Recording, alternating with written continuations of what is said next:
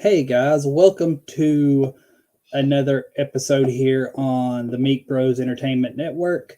I am one half of your host team, Blake Meek. I am here with my brother Vance. Um, as most of you who are here know, the 2022 NFL Draft just finished up yesterday. Um, Lots of good picks, plenty of bad picks. One of the more exciting drafts that I can remember here in recent memory. Yeah, a lot of trades and A lot of trades, a lot of people players not on the knowing move even. who's going to be picked where. Even the first pick had a little bit of intrigue to it. We kind of knew it was down between two. Not sure anybody's really surprised with the pick, but also would not have been surprised if they took Hutchinson there either. But we are going to go through all 32 NFL teams tonight. Talk about a few picks from each team, what we liked, what we didn't like, give our overall draft grades. We're going to go division by division, starting with the AFC East. And let's just start with the bottom of the division in the New York Jets. What do you think of the Jets draft? The Jets draft I have as one of my highest graded drafts. I believe, let's see, I'm pulling up my list now. Yeah, it was my second highest graded draft, or if you want to say tied for first. It was my second favorite draft overall. They really nailed not only needs with cornerback and pass rusher and wide receiver, but they nailed highly graded drafts, highly graded players, according to the board that I have set. Obviously, Sauce Gardner's, top of everybody's board. Most people's either top cornerback or cornerback 2 at the absolute worst. And then you talk about Jermaine Johnson, who they got as a steal, and in my opinion, anyway, in the 20s, 26th, I think it was, or 24, yeah. something like that. And then my wide receiver number 1 and Garrett Wilson, who they got early in the round. So they got 3 really like top 15 players at least on my board early on, and then they did pretty well throughout the rest of the draft. They were able to get not only need players, fill positions of need, but they're able to get value, and I think that's the mark of a good draft is the ability to find value all through the entire draft. Yeah, I would give agree. it an A+ for the record. I've got them rated very highly too. Right on that cusp of an A+. I gave them an A. I liked every player they took. They got good value all through the draft. Sauce Gardner was my cornerback 2, easily could have been cornerback 1, and I would have had no argument there. Garrett Wilson, also my receiver 1. I was a little lower on Jermaine Johnson than you, but at 26, that's an absolute steal. There's no doubt about that. The next 2 picks I had good value on. I just don't know if they were necessarily need picks. I like Breece Hall. His athletic profile is great. They did just take Michael Carter from UNC last year, I believe. Yeah. Who I liked a lot. I thought showed some promise. But him and Breece Hall are both very versatile players. They're both should be a good 1-2 punch in that backfield. Jeremy Ruckert's a little bit of a projection, and they paid decent money to 2 tight ends in the offseason. CJ Uzomah from the Bengals and the other one whose name is escaping me. But again, the value was really good on him. I like Max Mitchell too. I know a lot of draft Twitter kind of shoved him up some boards, and people were talking about him as first ground grade and early second. I never was quite that high, but I had a third on him. He was taken in the 4th, so that's at least good value. Like I said, the picks that they did get, even the later picks, were all value picks. I had a third on Jeremy Ruckert. They got him in the 3rd. I had a very high second, or even late first. Talent value anyway on Breece Hall, and they got him in the 2nd. So they didn't reach for anybody on their board, and I think that's important. Oh, I agree. I thought they got value all through their draft. Even the players they got that I said weren't necessarily needs. They weren't positions where they're firmly set at either. So it does make sense. After the Jets, we go to look at the Miami Dolphins, who, as far as draft goes, didn't have much of a draft. You have to take in the fact that they did trade for Tyreek Hill. which was the majority of their high picks. I like Channing Tindall. I think gets a little bit underrated on that Georgia defense. Sure. A guy who just explosively flies to the ball. We'll have to see how he's able to do in coverage in the NFL, but he was a missile on that Georgia defense. And I was a big fan of Skylar Thompson in the seventh. He fits as a good backup to Tua because they don't have to change their offense for him. Last year when Tua went down, they brought Brissett in. It didn't mesh because Brissett's not that kind of quarterback. He doesn't get rid of the ball quickly. He's not, really that athletic. It didn't fit. And I like what Skylar Thompson's able to bring. I think if you're grading I think it's sort of unfair to grade Miami's just as a NFL as a draft results. I gave them a D, but that's based just on the draft alone. Right. I like Channing Tindall. I think that was a pretty decent value. Ezekama is solid. I don't dislike that pick as a wide receiver. But they only had 4 picks in the draft. Yeah. If you grade their entire offseason, then I think it grades out very well. I think they added some players in free agency that help right away. Obviously, Tyreek Hill is fantastic and adds another dimension to that offense and really is going to allow Tua to do what he can do, reach his potential. But in this case, I'm grading just their draft. So before Miami fans get upset and start sending the assassins after me, I think their offseason has been fantastic as far as drafts go. They had a 3rd, a 4th, and 2 7th, and that's all that they had. So it's really hard to give them very high of a grade. But I do like Tindall as a player. I agree. As far as just the draft goes, I would say probably a C, C-. The draft wasn't super exciting. It's not going to do a ton to impact their team this season. If you take into account the Tyreek Hill trade in the draft, then it bumps it up significantly for me. Sure. It's really a make or break year, I think, for Tua this year. I think he's got to come out and show what everybody, thought they were getting when they took him 5th. Now that he's got some weapons, I would have liked to see him make some offensive line in the 3rd and 4th. But it is what it is. And then we move on to a draft that you could probably spend hours talking about by itself, the New England Patriots. Mm-hmm. A lot of meat on the bone there. Yeah, they had a lot of picks. They took some players that I do like, but it almost seemed like everybody they took was a round or so early. And I don't know what they're doing exactly. I don't know what they're building there. They have very specific goal. When they go into drafts, I feel like Bill Belichick has a very specific, maybe more than any other team, set of players and set of traits that he looks for, and he does not care what the values or the grades or any of that is. He sees a player that he wants and whatever he thinks he needs in that particular offseason and the traits that they possess, and that's what he bases his draft off of. And that's why we see things like we saw in this draft where they especially with their first 2 picks. I like some of the players that they got on day 3, but their first and second round picks were massive reaches on my board. Yeah. And the draft to me almost screams, I don't trust Mac Jones. They took offensive line, which is fine, but then they also took 2 running backs to add to a staple of 3 running backs that they already have. Yeah. That's another important kind of strange. Like I said, I think it's they value special teams first of all. They do. Maybe more than any other team as well. They've always been that way. They think that's very important, and it is. I'm not trying to disagree with that. But like I said, they have very specific traits that they look for. I don't know that running back was necessarily a need. They got a ton of value out of the guys that they had playing last year. They played. Yeah.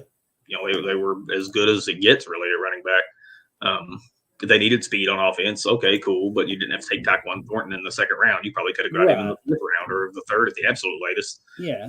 And then Cole Strange, obviously, very, has his various talents that he has. A very strong player. He's not going to be easy to move or bull rush or any of that kind of thing. But I don't think he was going to go before they picked again in the 2nd or even maybe the 3rd. I like Cole Strange as a player. I do. I think I gave him a 3rd, maybe a 4th. Good player, But like I said, it just felt like a round too early. And I don't know what to make of is Bailey Zappi just a backup at this? Did they just draft a backup for the rookie in the fourth?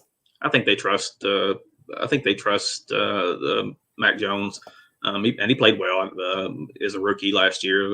For all the flack that he got for being picked as highly as he did, and behind the other talent that was on the that was in that first round as well.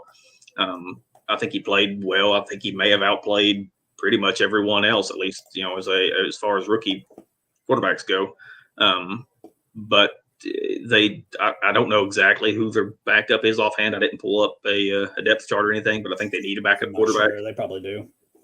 Having a first-year player backing up a second-year player, maybe not the best idea, and I assume they'll go with with whoever the veteran backup is now is the main backup.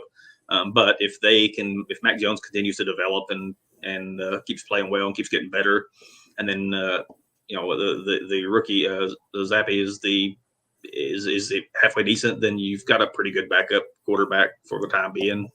It was just another one where it felt like, especially with the way the quarterbacks were going, again, just another round or so too early on him.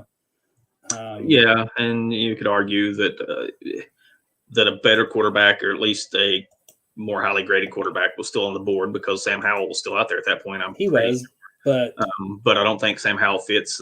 I don't either. Sam Howell is more of a not versatile, but a volatile player.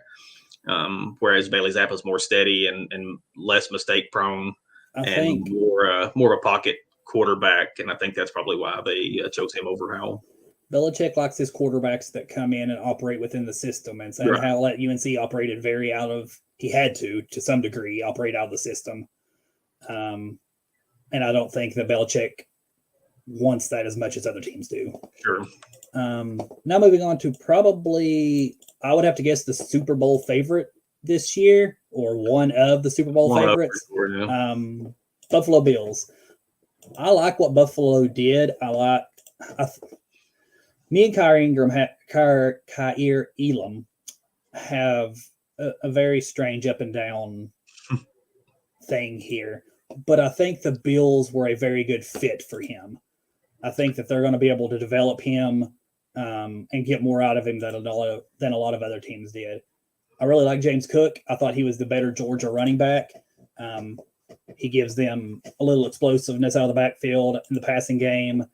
And I like Khalil Shakir. I thought he was a very underrated player at Boise State. Good value. Kind of a guy that got lost in this wide receiver class.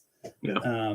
But I think he can come in and make an immediate impact on special teams and in the passing game for them. And then we can't overlook the punt god here that they took at the top of the 6th round. Sure, and they definitely needed a punter. Yes. So to get him in the 6th, I think he was the 3rd or 4th punter selected. Third, I think. Yeah, I know he was at least a 3rd. A lot of people had him being drafted even as a punter in the 5th round. So to get in the 6th, I guess is solid value. I'm with you on Elam. I think there's a specific set of systems in the NFL that he fits well in, and I think Buffalo's one of those. So I don't really have a problem with that pick. I think I had a 2nd round grade on him, but they got him at 23, so towards the end of the 1st round. And if he fits fit to your system is just as important. If we've seen anything in Cincinnati, that's one thing we know. Like, they don't necessarily have to have the big name. We saw Awuzie step in last year and have his best career year at quarterback, even though he hadn't really played that well previously. So fit really matters, especially in the secondary. And so I like that pick. As you mentioned, Cook, I think, is a good talent, especially at the very end of round 2. They get a punter that's desperately needed. And you mentioned Shakir, and I'm a big fan of his. I had him as a early, I think, day 3 grade. So they got him an entire round later. Good value on that. Some of the other picks were just okay. I wasn't blown away by their draft. I liked their draft overall. I gave it a C+. So it was a solid draft. Maybe not a wow draft or an exciting necessarily draft. If they get, when a punter is one of your better picks, then I don't know, that kind of caps how great your draft will be. But I do like Elam a lot. And then Cook is an explode. They needed more more explosion from the running back. So solid for sure. Yeah, I agree. I gave it, I think, a B minus. I was a fan of the draft. I even like Bernard in the third. I know some people may not have had him quite as highly rated, but I liked him out of Baylor. But their draft was, I don't think it's one that's going to blow people away, but I think it'll be a solid draft for them. Sure. Moving on to the AFC North and the team that, despite taking a punter in the fourth round, I gave my highest grade to the Baltimore Ravens. They were my highest grade as well. And sure, people can, point out that, and I saw it a few times on Twitter, that they picked a punter in the fourth round. And, why would they do that? Well, they had 6 fourth-round picks? Yeah. I mean, you can't just, you can, but at a certain point, if you need a punter, you might as well take one. If you have 6 fourth-round picks, it's as good a place as any. Now, you can argue they should have picked a different punter. Right. But I don't have a problem with that pick. But, man, early on through the draft and all throughout the draft, really, they just continued to pick.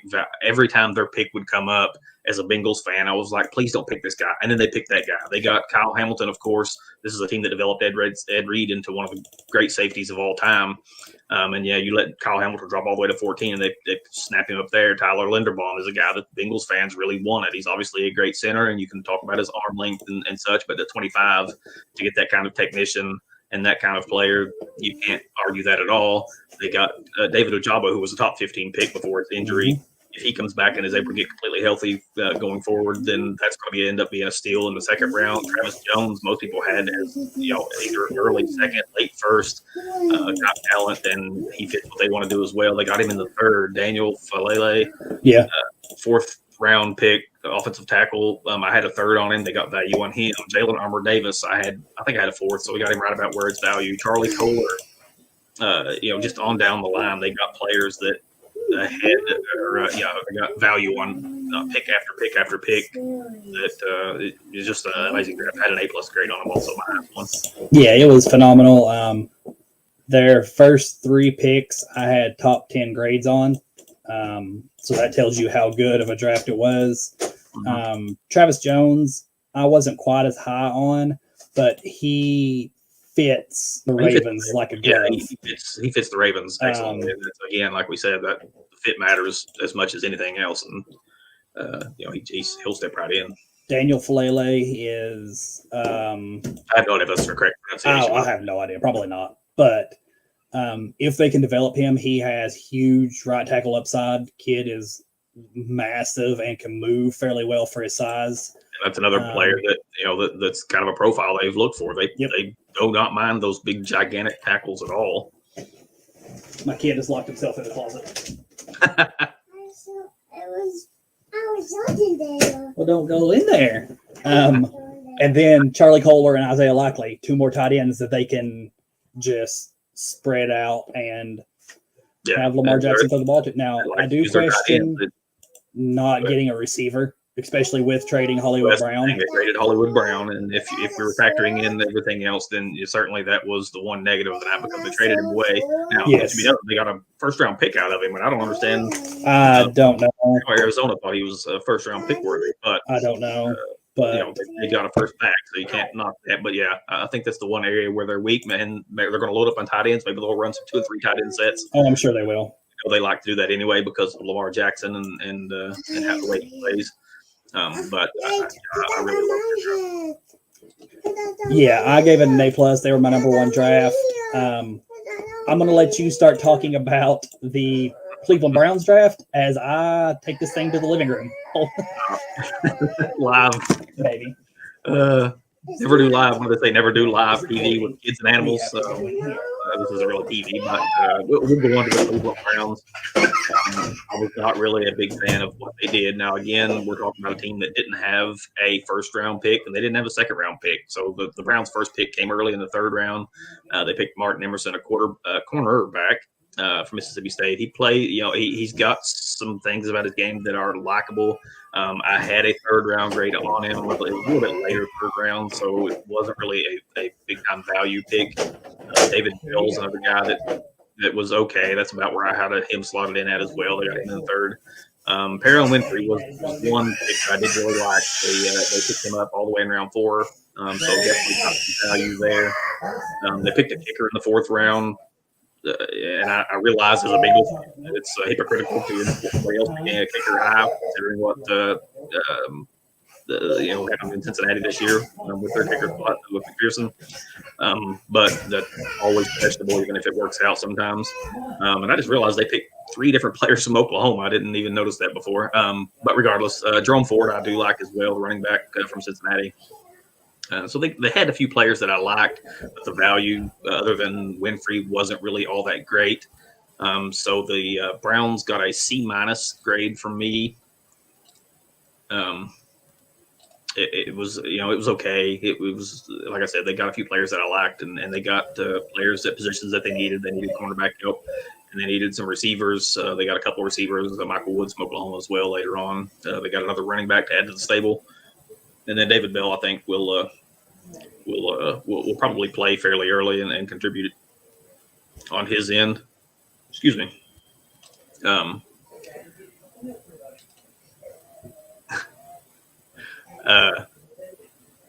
Alex Wright is the other pick, early picks that they had. He went 3rd round, was their second, 3rd round pick. Alex Wright, unfortunately, was one that I did not get a chance to watch, so I don't really have a lot to say about him. He is, long, 6'5", 271.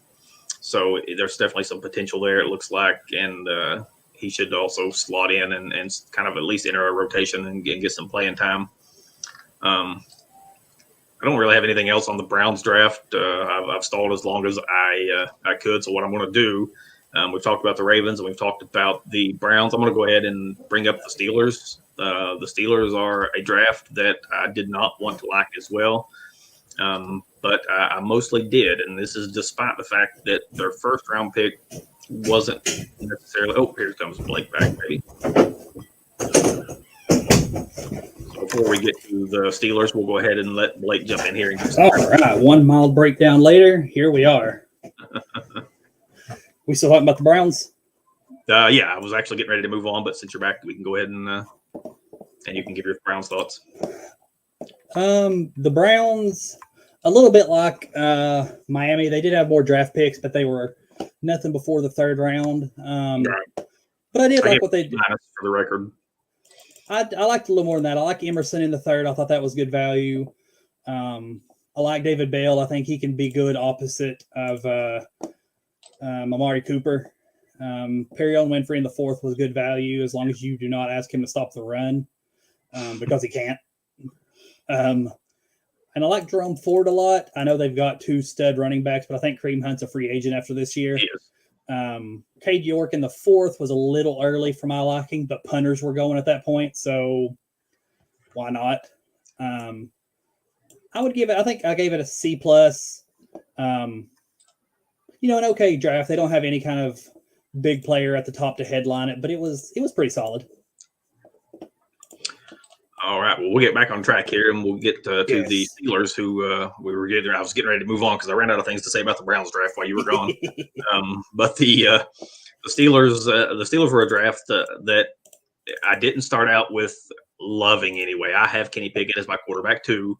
I think Malik Willis was Willis was the only quarterback I had as a 1st round quarterback. Yeah. Obviously, we'll get to that story later as he continued to fall down the draft boards or fall down the draft. He went much later. And they picked Kenny Pickett here. However, I do like Kenny Pickett. The question is going to be, until he proves otherwise, his really small hands playing in a very cold weather city in Pittsburgh, as well as playing on the road in places like Cincinnati and Cleveland, and even Baltimore. So that's going to be the question mark with that pick, but he does have a lot of talents, and I've compared him to Joe Burrow several times. As much as Bengals fans want to complain, there's just a lot of parallels there. They're both age-wise going to be the same age as rookies. They both have smaller than average hands. They both have good arms, but not great arms. They both have are accurate quarterbacks. Obviously, Burrow's a little more accurate. They both play well out of the pocket and can make things happen on the run, make accurate throws while off platform. So there's a lot of parallels there. So I don't hate the pick. But after that, it really picked up, in my opinion, for them. And I know you're going to like their second round pick, George Pickens. I think there's good value there. I had an early second on him. They got him in mid-second, but I think he really fits along with who they already have. You're talking about adding him to a quarterback room with already some explosive guys, so they don't need another deep guy. What they get is a big target and a bully in the as a blocker, and some attitude out on the edge at receiver. And then they did get some speed later on, obviously, with Calvin Austin III, because they like that type of receiver. Good value there. DeMarvin Leal, there's a lot of questions about. Clearly a talented player, was very highly recruited, but kind of a tweener in size, and we'll have to see how that works out. But not a bad value there. I think that's probably where most teams had him valued. So I actually really liked the Steelers draft overall. I believe, let me see here, I gave them an A-, actually. Outside of the first pick and I guess the seventh pick, they took another quarterback, but it's the seventh round, so I'm not really concerned. It was a great draft. George Pickens, if not injured, I think ends up as wide receiver 1. He's that talented. I like DeMarvin Leal a lot more than others. I would have been perfectly fine with the Bengals taking him in the second. I think Pittsburgh's a place where they're going to tap into. You heard a lot of stuff about his motor. I don't think he's going to have that issue in Pittsburgh. They're not going to let him have that issue in Pittsburgh on that defensive line with Hayward and Tuitt and those guys. TJ Watt. Certainly with veterans and leaders, more importantly, even than veterans. And Calvin Austin, I thought, would have been great as the Bengals pick in the third round. I would not be surprised if in a couple of years their two starting outside receivers are George Pickens and Calvin Austin, and Deontay Johnson and Chase Claypool are somewhere else. Well, the question is whether they'll pay Johnson, of course, and then Claypool, a very talented player, but has had some distracting moments as well. So he's a bit baffling. So certainly it doesn't hurt to add to their receiver room. Yeah. But again, my big issue and question is Kenny Pickett. I think everything you said about him were things people said about Mason Rudolph coming out. I think they were things people said about Mitch Trubisky coming out. I think they were things people said about Andy Dalton coming out. They were said about Burrow, and if Kenny Pickett turns out that good, then it's an A+ pick. Just most guys with those talking points a lot of limitations. Don't turn into that. Certainly, yeah. He's going to be an outlier as far as success goes in the way that Burrow was an outlier. If he can parlay one particular trait, maybe it's his off-platform playing. Maybe he becomes as accurate as Burrow is. But he has to find a trait that allows him to sail above what his physical limitations are. I'm not sold that he's more talented than Mitch Trubisky is at this point. I know Trubisky didn't look great in Chicago. Part of that's on him. I think part of that's on Chicago. They were a terribly built and ran team. For a coach that came from Kansas City, Matt Nagy seemed to have no idea what he was doing on offense. So I gave them a B. I thought I liked everything after the first. And if Pickett works out, then it's an A+. I mean, the rest of the draft won't matter if you hit on your quarterback. So I think it's kind of dependent on him. I didn't hate it. They had a lot of players that I did not want in the AFC North, which was a theme between them and Baltimore. Of course, that always happens. Them and Baltimore are fantastic at picking players I don't want them to pick. Yeah, the Steelers and Ravens are always loaded with players that I really like. But I thought it was a solid draft overall. Now we'll move on to our team and the Cincinnati Bengals. As you know, when the draft happened, I was not quite as happy as you were. I'm not going to say changed my tune, but I am happier now than I was at draft time. I'll say that. But I'll let you go first. Well, here's what the Bengals have done, and we've seen them do this in the past. They generally try to add in free agency and address needs, which was obviously offensive line this year. And then in the draft, they attack positions that, especially multiple times. A lot of time we saw him go with 3 linebackers a few years ago. Mm-hmm. We've seen him draft 2 and 3 receivers in the past in the same draft. So they will attack a position group and try to improve it. So if you look at on the surface, yeah, it looks like they picked a safety with the first pick, a cornerback in the second with the second, another safety later on. So you pick 3 defensive backs, but there are some things that matter with that. One of which is the fact that they have no safeties signed after this year, and only Eli Apple, I believe, is just on a 1-year deal. So they potentially are losing a big chunk of players. So they definitely need some options in that area. But I think they went for value. I think, when you're picking 31st in the draft, you're not getting a Kayvon Thibodeau or of course not. Jamar Chase, Joe Burrow type player. Like, you're not going to get a guy that is instantly going to step in and be a full-time starter year-round. There was just not that kind of guy available when they picked. So my guess would be that they looked at their buckets of tiers that they had grades on, and Daxton Hill was probably their highest graded player left, or at least very close to it, or at least the highest graded player at any position that they remotely would have needed. They weren't going to pick a receiver or a running back or a quarterback, obviously. But so I think when you look at it in that context, Daxton Hill made just a lot of sense.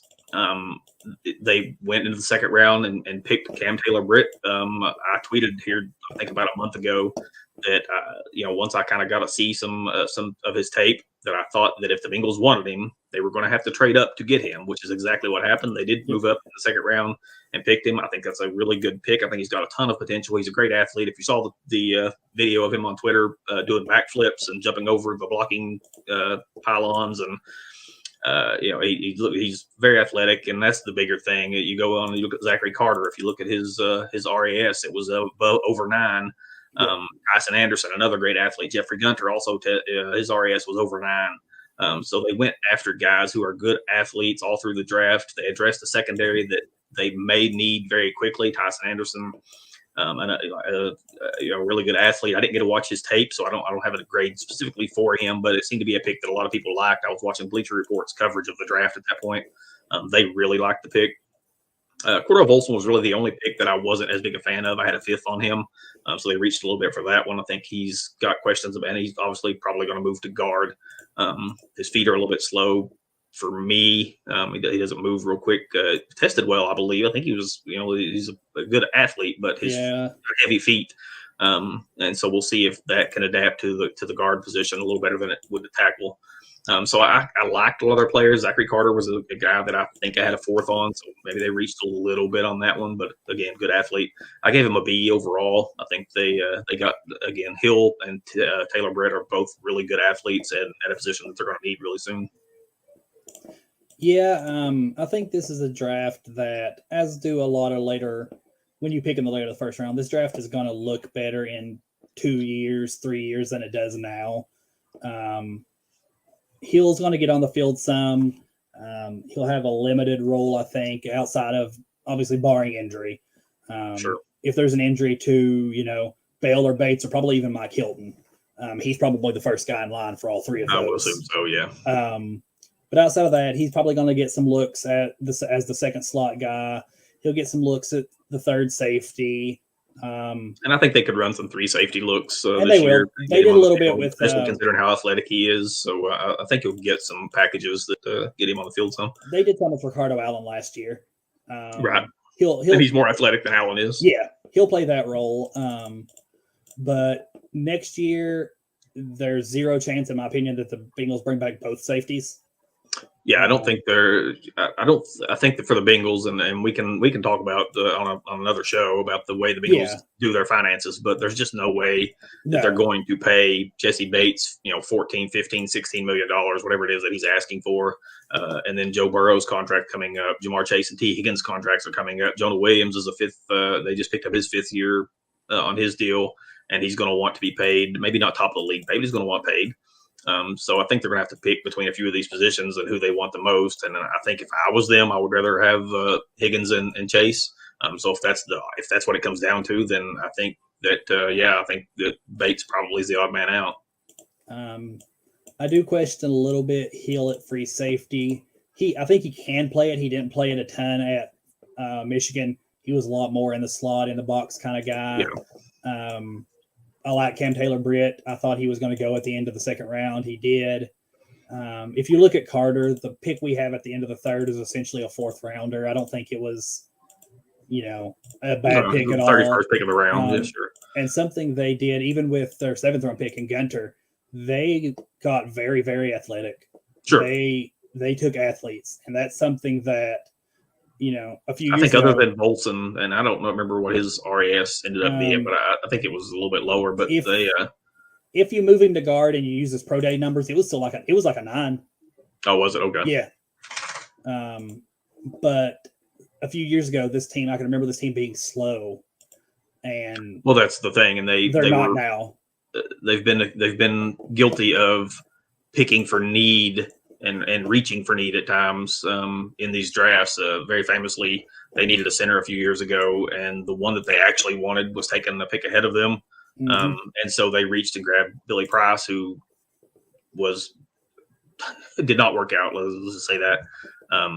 So you can't reach for need. And so I think that's one of the big things for me is that they let the draft come to them. Yeah. They took a good player with that first round pick, and then they added just a bunch of athleticism all throughout the rest of the draft. And the last thing I'll say about the Bengals is that Lou Amaruno should be very happy because he has shiny toys all over that defense. Sure. He Absolutely. Should be able to do any scheme, anything he wants to do. There's nothing holding him back. Absolutely. So we'll move on to the AFC South, which I thought was an interesting division as far as drafts go. We'll start off with the Jacksonville Jaguars, though. Took Trayvon Walker first overall. Not who I would have took, but I see the traits. I see the athleticism. I really liked Devin Lloyd at 27. I thought it was a fantastic pick. I didn't think he'd be there at that point. Luke Fortner, I think, is a guy who can come in and probably start at center day one if they want him to. I don't think he's ever going to be an all-pro, but I think he's going to be a solid guy in the middle. And I really like Chad Muma there in the third round at 70. Him and Lloyd are going to be really athletic and really fun at linebacker for that team. I know they let Miles Jack value on both guys. They let Miles Jack go. They needed some linebacker help. And that defense, if nothing else, should be fun with Walker and Josh Allen on the ends and Muma and Devin Lloyd at linebacker. Yeah, I agree. The linebacker picks, the two linebacker picks, were both good value on my board, and I like both picks. Obviously the headliner here is Trayvon Walker. Yeah. It was not my edge one, so he would not have been the player I picked. I had him. I lost my big board, but I believe I had him somewhere around 10. 9, 10, 11, somewhere in that range.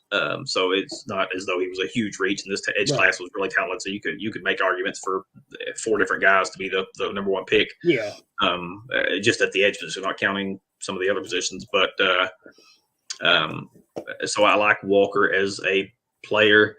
He has all the traits you could possibly want. He doesn't have the production, so that's going to be the question: is why didn't he produce? He was on a very good Georgia defense. May have not have been asked to get 10, 12 sacks. So, that's kind of the thing with that Georgia defense is you have some of the same questions for Jordan Davis. Why are these guys only on the field half the time? It's because they didn't have to play the whole game. The guys that took over the edge that is there still and the defensive linemen that are there still are both possible top 10 picks next year. Yeah, the Georgia defense was absolutely loaded. And they still have some good players coming back as well. But I don't have a big problem with the Walker pick. It may not. I wouldn't have. It's not an A+ for me just because it wouldn't have been who I took, but it's still an A- type player. I think Fortner for me was a little bit early. I did watch him. I was a Kentucky fan, so I try to watch usually the Kentucky guys. I had it 4th on him, so they reached a little bit from that one, but it wasn't terrible. Again, Mumo was great. Snoop Connor's a solid player. I thought that was an okay pick. Yeah. I did not watch Gregory Jr. from Ouija Baptist, so I don't have any opinions on him. I didn't either. Overall, I gave their draft a C+. I think they added good players, especially on the defensive side of the ball, and that gets them a C+ for me. I gave him a B. I like Fortner a little more than you. I think I had a mid-third on him. But the linebacker picks, I really, really liked those linebacker picks, and it pushed it up for me. Sure. And going back for just a second, I gave the Bengals a B as well. I don't think I said that. But I also gave them a solid B. Now moving on to another one of my favorite drafts of this year, the Houston Texans, I thought that they got good value on at least their top 6 picks. Derek Stingley, I thought I get some people were down on him. He had the 2 years with the injuries and all that, but if he is healthy, he has all pro upside. He looks fantastic. Absolutely. Kenyon Green was my second rated interior offensive lineman, just after Linderbaum. Love him at 15. He's going to be able to come in, plug in day one, pretty much anywhere you need him besides center. He's played a little bit of everywhere down at Texas A&M. I really like Jalen Petrie. He's a guy that's a little similar to Dax Hill in that he can be moved a lot in the secondary. He's got some good athleticism. John Mechie is just a guy who knows how to play receiver. He's never he's not spectacular, but he doesn't make mistakes either. He's good route runner and will make plays. It may not be he may not be a 10, 12, 15 touchdown guy, but he's going to make a lot of third down conversions and kind of like Kyler Boyd as far as that kind of player. I thought Christian Harris was good value, really athletic linebacker in the third. And I like Dameon Pierce a lot from Florida. I thought he was one of the better running backs in this class. Yeah, I like their draft as well. I gave them an A-, I believe. It was my, 6th highest graded team overall. Stingley, obviously, he was my cornerback 1. Now, there's a little bit of risk attached with that pick, so I acknowledge that. And maybe that factored in slightly, the difference between an A and an A-. They picked him with the 3rd pick overall. If he plays like he did in 2019, then he's a home run at even the 3rd pick. So we'll see where that goes. I was also really high on Kenyon Green. He was a top 10 player on my board. Petrie was picked about where I had him valued. I had a little bit lower grade on Mechie. I think I had maybe a late 2nd or early 3rd on Mechie. Yeah. So maybe it was a little bit of a reach. Christian Harris, you mentioned, really athletic. I like that pick and the value on it. And even Thomas Booker, I believe I ended up with a 4th on him, maybe late 4th, but decent value on that one as well. So I really like what the Texans did. Mechie is a guy that's got a little bit of a risk with him now that with the injury. Sure, he has an injury. Yeah, he should be. He shouldn't have a trouble. I think he should be back for this season. I would imagine. I think so. He got hurt earlier than Jameson Williams did. Yeah. Another draft that I thought was interesting, the Indianapolis Colts. They, I really liked the later part of. Well, I liked their second 2 picks better than I did their first 2 picks. Nothing against Alec Pierce. I think Alec Pierce can be a good receiver. I really liked him at Cincinnati, but I thought his combine results pushed him up boards a little more than what I saw on tape. Same with Jelani Woods. Had an insane combine. I think as far as RAS goes, the number 1 tight end of all time on there. But I didn't see it on tape. He didn't look that athletic. No, he's his tape. If you just went with his tape grade, I don't think he gets picked as early as he did. Right. But then in the 3rd, they got Bernard Raymond, who I had an early 2nd round grade on. Yes. Then they took Nick Cross, who I had a late 2nd round grade on. And then in the 6th, they took Curtis Brooks, who I think is a really interesting player. Watched him quite a bit at Cincinnati. Really got a lot of pressure, and he was playing nose tackle for them at 280, completely out of position. If you want to learn more about Curtis Brooks, go check out Joe Goodberry's timeline. He did an in-depth look at Brooks, and he was a pretty big fan as well. Yeah. And I think they got pretty good value with that pick as well. So they had some nice picks. They didn't have any early picks, so I don't know how many impact starters day 1 that they got, and that kind of limits the grade a little bit for me. I gave them a C-. But I'm with you all along the way. I was really high on Bernard Raymond. I think I had an early 2nd on him as well. He was somewhere around the 30 mark, give or take a pick or 2. Woods, again, I think he got pushed up boards because of his athleticism. And if you bet on traits, then you're going to hit some and lose some. So if he hits, then fantastic. But I think that's a bit of a riskier pick. So, that kind of limited the draft a little bit for me. I agree. I gave them a C. I like I said, what they did mid of the round. I'm sure Alec Pierce will play early because they are a little bit limited at wide receiver there. But I don't know that they've got a hugely impactful player in that draft. And now let's move on to who I think might have been the most interesting team of the entire draft, the Tennessee Titans. And there's a lot to take in with their draft. I guess we should start with the fact that they traded AJ Brown, and then took a less athletic AJ Brown, in my opinion. Right. I get that receivers are making insane money at this point in time, but it wasn't a Devontae Adams who is 30. It wasn't, a guy who is you're worried about starting to drop off. AJ Brown's maybe not even hit his prime yet. And I mean, they got the 18th pick, which is okay value, I guess. I mean, you would have thought they would have got more for a younger guy. What do you think of the trade, first of all? The part of the trade that I think is important, or at least the main part of the story for me, is if it was accurate. The report was that they only offered him something like $16 million or a year or something like that. Like, I don't understand why even make the offer at that point. Like, why bother? If they wanted to move on and didn't think they could pay him, and I don't know what their finances look like. I didn't look it up before the show. Certainly can go over the cap and look and see what kind of cap situation they're in. But you're looking at a team that, in theory, their window is open now. They made the playoffs as the number 1 seed last year, and ran into the Bengals and had a rough game from their quarterback. So their draft was interesting because I really thought, especially once they wound up at picking, at the 18th pick, that they may take Malik Willis and try to be ready for the future and end up replacing. His name just went right out of my brain. There you go, Ryan Tannehill. They ended up still getting Willis, but they got him in round 3. ESPN has it as the third pick, 22nd pick of the third round. You're right. It is. I don't know why this says round 4, number 86. Number 86 is the third. Yeah. But anyway, so they did still get him, and they got good value on him. He was the only first round graded quarterback I have. He obviously has a ton of potential. Now, he's obviously also a riskier pick because of the fact that he played at a very small school. The offense that he played in at that school was as simplistic as offense as you could possibly have. But as far as the players that they picked outside of even Willis, they're players that I did like. I like Treylon Burks. I think that it was hard to the top 4 really receivers were relatively interchangeable for me. I've had Burks as receiver 1 at parts of the year.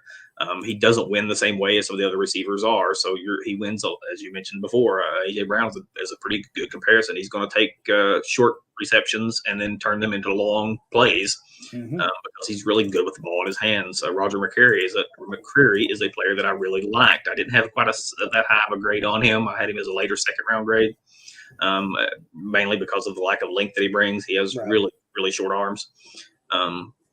But they got him in the second round, so it wasn't too much of a reach. Nicholas Petit-Frere from Ohio State, somebody you're probably a little more familiar with even than I am. But I did like him. I think I had a second round grade on him, so they got value. And then you take Willis, Hassan Haskins, who is a proven, he's not going to be a top 5 running back in the league probably at any point. He is a solid player. He's not going to make mistakes. He's a good leader, has proven production. Kyle Phillips is a guy that I liked later on in the draft. Theo Jackson was even, I didn't get to watch a lot of his tape, but I watched a little bit. And I think there's some potential there. Excuse me. So I really think they got good picks all through the draft. I believe I gave them an A- or a B+. A B+ as far as the grade goes. So I liked a lot of their players. None of them were wow picks other than maybe Willis getting such good value on him. But I think they got solid players through the whole thing. I agree. I liked their draft, removing trading AJ Brown completely out of looking at their draft. Right. Yeah, I didn't factor that into the grade. If I factor that in, then it's lower. Yeah, Treylon Burks is a good player. If you're going to replace AJ Brown and you like that kind of receiver, then he's the perfect person to replace him with. I was higher on McCreary than you. I had an early first on him. I really like that pick. He does lack length, but he's just – and he may be better in the slot, but I don't think that's the knock that he used to be. because the slot is so important in today's NFL. Nicholas Petit-Frere, I had a second round grade somewhere in the second. He needs a little bit of work, a little bit of. I think he could use some meanness to his game, and maybe Taylor Lewan could teach him that. Malik Willis obviously is an A+ pick at that point. Hassan Haskins fits what they want at running back. He's a big downhill running back like Henry, like Foreman are. I also was a big fan of Kyle Phillips. I wouldn't have minded the Bengals taking him in the fifth. And I like Chance Campbell quite a little bit. I thought he was. I didn't watch a ton of him, but I thought he was an interesting player when I got to watch him from Ole Miss. I also gave them a B+. I was a big fan of the draft. Moving on to the AFC West, and we will start with another team that did not have a first-round pick. There's a lot of those in this year's draft. Yeah, it really was. But the Denver Broncos traded their first-round pick, obviously, for Russell Wilson. That division is going to be wild this year. I don't know that you can have a wrong order for how you think that division is going to end up, because I truly think anybody in it could win. I think the Raiders are probably the least likely of the four, but even they have a very, very talented team now that you add Devontae Adams to that offense. Sure. But I liked the Broncos draft. I thought Nick Benito in the second round, and especially at the last pick, was good value. Greg Dulcich was about where I expected him to go. I know some people had him as tight end 1. I wasn't as high on him, but I think it's good value in the third round. Yeah. I like Matt Henningsen from Wisconsin. He's not a sexy pick, but he's a guy that's going to work well on their defensive line. I gave it, I think, a B-, but I thought they did well with what they had. Yeah, they didn't have a first round pick, and they don't have any kind of wow player on the team. I like Nick Benito. I had him late second. That's where he went. I had I want to say mid third on Dulcich. They got him about where I had him graded. So they didn't really get a ton of value. They got some decent players, some interesting players that could enter the rotations right away and get onto the field and have some potential. But I wasn't wowed by the draft, really. I gave it a C-, so I was a little bit lower on it than you, but there's some potential there. I was a little bit higher, I think, on Benito than you were, which pushed it up quite a bit. I thought he was a guy that might even sneak into the end of the first round. So I like their draft, but like you said, nothing exciting. Russell Wilson is obviously the headline of their offseason. Sure. Moving on to another draft that I like pretty well, the Los Angeles Chargers. Big fan of Zion Johnson, just behind Kenyon Green for my third. He was my third interior offensive lineman. That was a great pick. Continue to protect Herbert up front. I really like JT Woods. I had a late second on him. I thought that was good value. Isaiah Spiller in the fourth was a guy that, if you listen to the rumors, was a guy that they thought might be running back 1 coming into the draft. So I thought that was a good. Jamari Salyer in the sixth is insane value, in my opinion. I think I had an early third on him. I don't know if there's something going on with his medicals, but he fell a lot farther than I thought he would.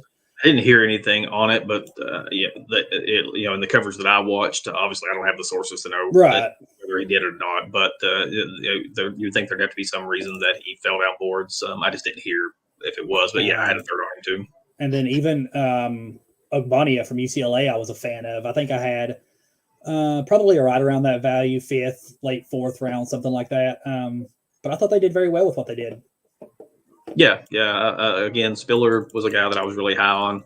I think he wound up my running back 3, but I had a second round grade on him, so to get him all the way in the 4th was tremendous value there. Salyer, I had a third on; they got him in the 6th, regardless of what the issues there may be. I think he's a guard in the NFL rather than tackle, but he definitely had his moments as a college player. And then Zion Johnson, I'm a huge fan of. I had a top, I want to say I had him maybe right around 15 overall. Yeah. And they got him at 17, so good value there. The other ones were kind of about where I had them graded. They didn't make any big reaches. but they didn't get other outside of Spiller. And then it's hard to really say with Sager because I don't know if the NFL just viewed him differently, Right. Or if there's some kind of injury. But they did get really good value with Spiller. The problem is, running back value. Yeah. It doesn't make or break a draft. I did like the draft overall. I gave it a B minus. So it was certainly a draft that I liked, especially at the top of their draft with Johnson. Another team that did not have a first-round pick, the Las Vegas Raiders, obviously traded their first and their second for Devontae Adams. All in all, obviously I'm not going to give it a day because they didn't have their first two picks. But I liked what they did. Dylan Parham in the third is about where I thought he'd be valued. I really like Matthew Butler in the fifth. I had a third-round value on him. And I had a fifth-round value on Thayer Munford that they got from Ohio State in the seventh. Two running backs didn't really make a whole lot of sense to me. Sure. But I like Zamir White. Okay, fourth round's fine. I gave him a C just because, there's not a whole lot to their draft. But I did like some of the players they took. Yeah, I gave him a C also, mostly just because they didn't have any early picks at all. They didn't pick all the way till pick 26 of the third round.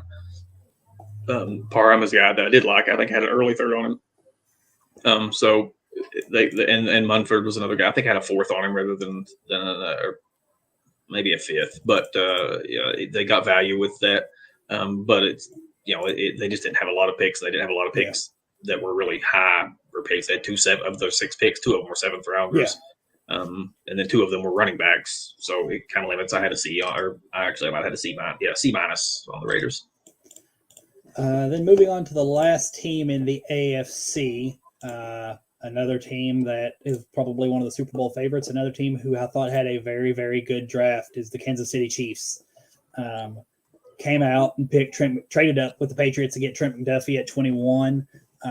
I like McDuffie. I don't know. That's a little early for me, but I do like him as a player. George Karlaftis at 30 is just a steal. Broke my heart that they took him right before the Bengals could have. Sky Moore at 54 is a great pick. Fits into what they want to do on that offense. And then I really like Brian Cook and Leo Chenal too. Both good, very athletic players that I think can come in and play right away if they need to. And then Darian Kennard, the fifth, I thought was a steal. I thought he was a guy that could go, as early as the late second. A team might like his versatility to play guard, to play tackle. But I was really a fan of their draft. Yeah, me too. They're one of I think I had them as the fourth best draft of my grades. I gave them an A. Trent McDuffie is about where I had him valued, but certainly has starter upside on him. Karlaftis was a steal at pick 30, and is going to contribute right away as well. Like he's NFL ready. Sky Moore is a guy that I actually like. I think they got good value there. I had an earlier second round grade on Sky Moore. So to get him there was a solid pick. You mentioned Leo Chenal, good value on that pick. And then Kennard, a guy that I had I believe a second round grade on. I can see why the NFL didn't value him as highly. But I think he can step in. I think he can probably play some tackle if you need him to. I think he's better probably at guard in the NFL. Yeah. But I think that if you need him to play tackle, he can step out and do an adequate job there as well. But I think he could develop into relatively quickly a starting guard in the NFL. Same. Also, I didn't mention him, but I like Joshua Williams. They took in the fourth, 6'3", long-armed cornerback. He fits what they like to do at cornerback. And then I think Isaiah Pacheco, running back from Rutgers, is a guy that can give them some value from the seventh round. I don't know if you were able to watch any of him. I didn't get to watch Pacheco. I caught him a little bit when I was watching Bo Melton. He was a guy that probably was going to be a sixth or seventh round pick, but I think he can bring them a little value from the running back position. I gave them an A as well. One of my favorite drafts. I would say from the AFC, just in it, the Chiefs,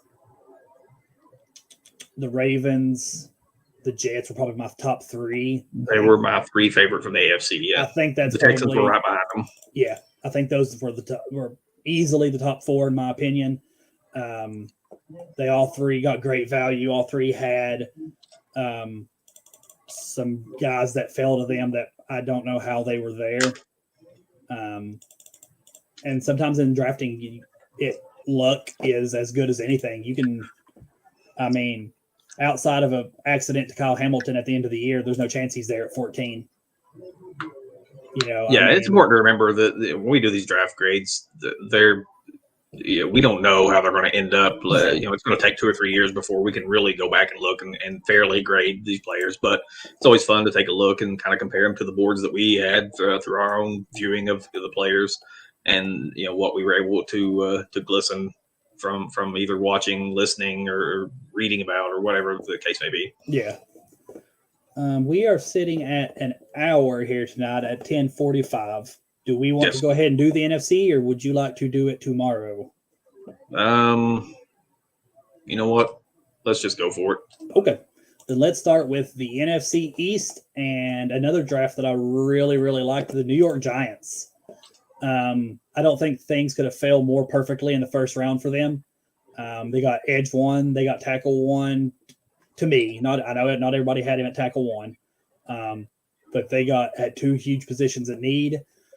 Wan'Dale Robinson might have been drafted a little early, but they seem to have an archetype they want at receiver. He does a lot of the same things Kadarius Toney did, and if you listen to what's going on, Kadarius Toney may not be there next year. But as a player, I really like him. I like Daniel Bellinger. I think he's a solid tight end prospect for them. I thought Darian Beavers in the 6th round was just great value. I think I had a 4th on him. I really, really like their draft. Yeah, you kind of nailed it. My thoughts on it. I think, let me see, I gave them a B+ overall. If they had stopped after the first day, it would have been an A+ draft all the way. I didn't like the rest of their draft quite as much. I thought Wan'Dale Robinson, and as a Kentucky fan and really a fan of his game, I think he's a fantastic to watch. I think he has a role. I think he can do some things, but I think 2nd round was a little early. I had a 3rd on him. So I think they reached a little bit. I did like Bellinger. You mentioned him. I did like Beavers. You mentioned him as well. Micah McFadden, the linebacker from Indiana. I didn't get to finalize a grade on him, but I did get to watch a little bit of him. I think that was a pretty solid pick where they got him at as well. So I loved their first day. The rest of it was not quite as good. They did get a couple of guys I really liked, but a B+. I agree. I gave him a B+. Was a good fan of that draft. Moving on to a team that I did not like quite as much, the Washington Commanders. Traded down from 11 with the Saints to 16 and took Jahan Dotson, who I thought was a little bit of a reach at that point. I do like the player, not necessarily the position.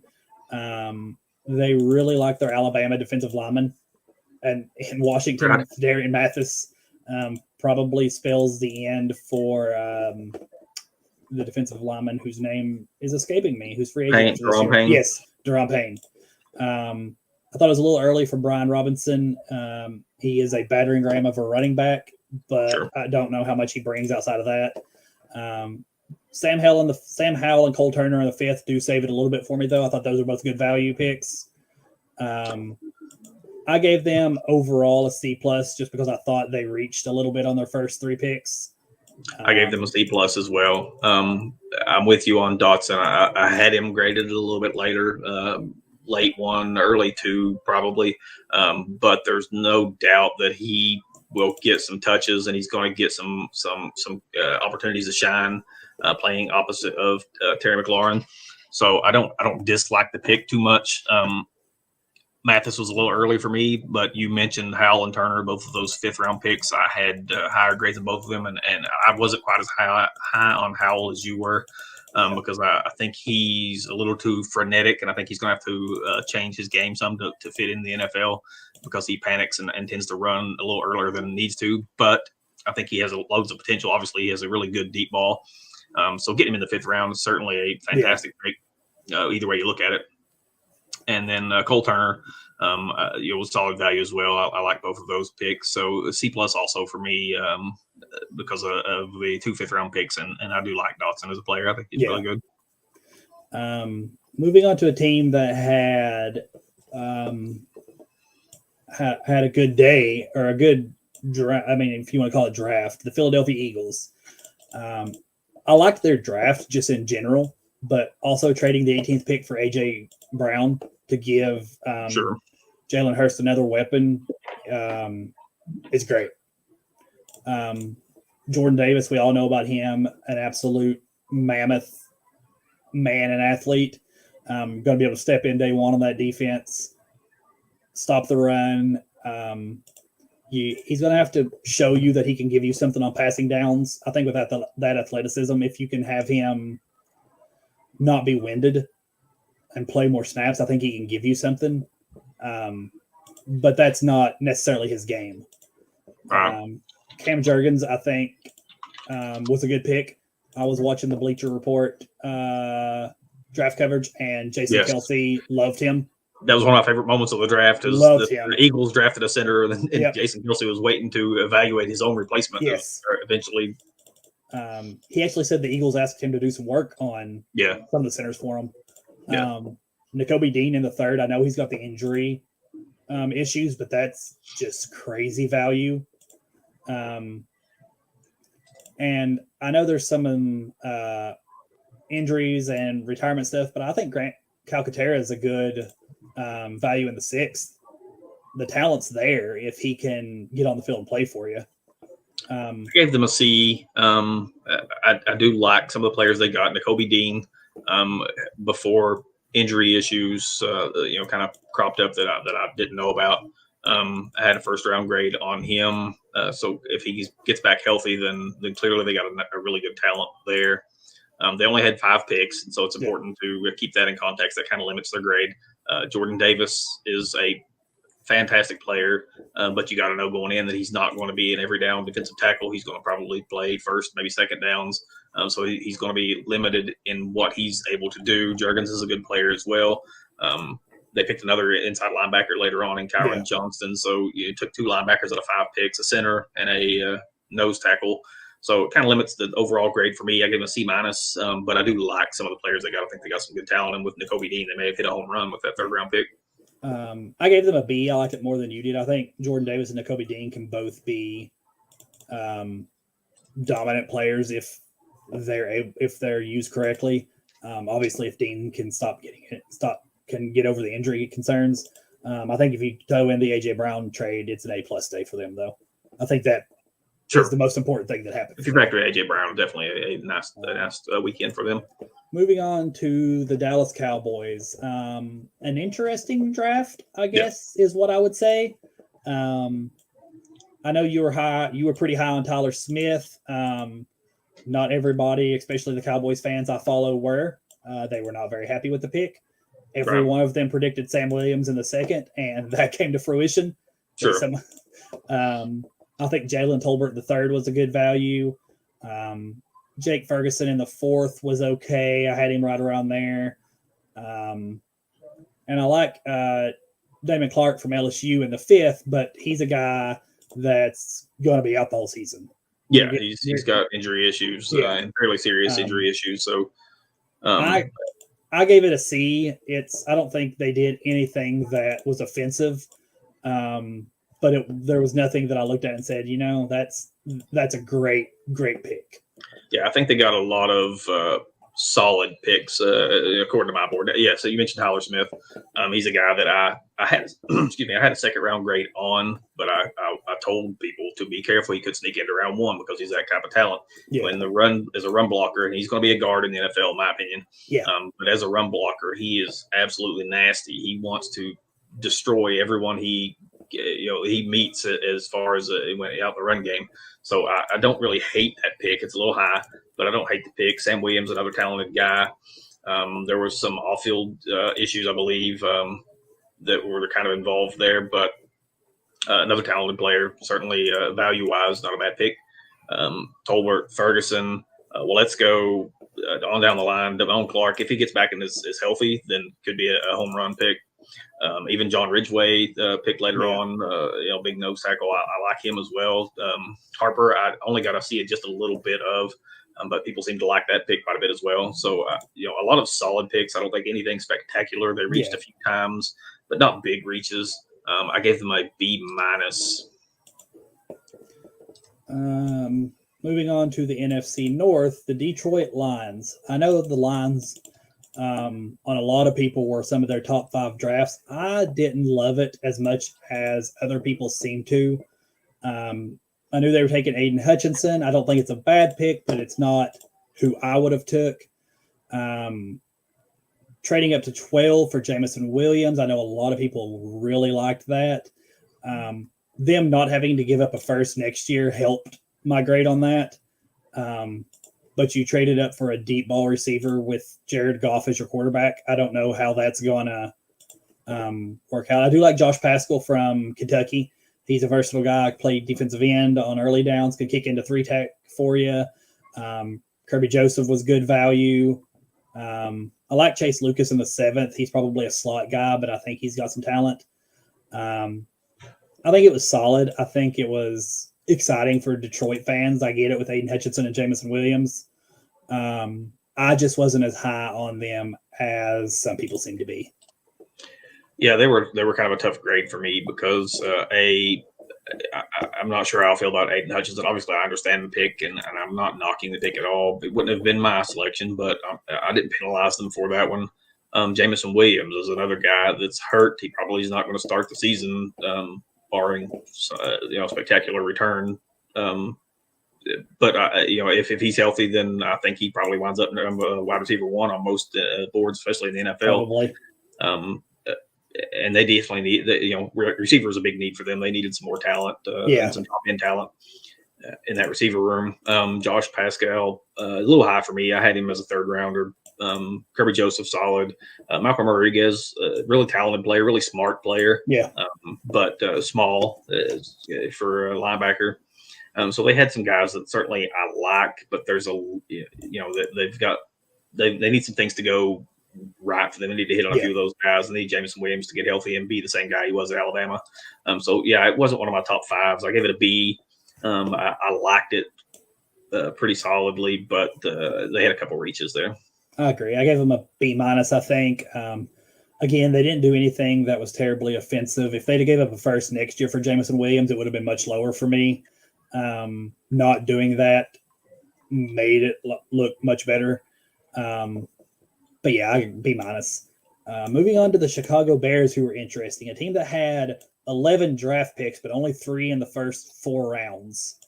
I did like what they did, though. I thought Kyler Gordon was a good value at 39. I really like Jaquan Brisker. I had him as a guy who might sneak into the late first round. Velus Jones is a guy I had rated a little lower, but I get why he went earlier. He's explosive. He brings special teams value to them. Dominic Robinson's an interesting guy.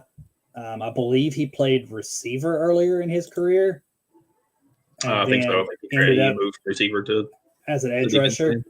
I thought they got some pretty good value through their draft. Again, nothing super spectacular, although the Brisker was really good value for me. For a team that only had 3 picks in the first 4 rounds, I did give them a B minus just because their first 2 picks I really did like. The Bears, I wasn't quite as high on them, but I didn't hate it either. I gave them a C plus. Kyler Gordon's a guy who probably is able to step in and play pretty early. Brisker's going to kind of, we mentioned Daxton Hill for the Bengals, kind of similar in that they're going to find some packages, get him on the field, and could develop into a starting safety relatively quickly. Jones, receiver, solid.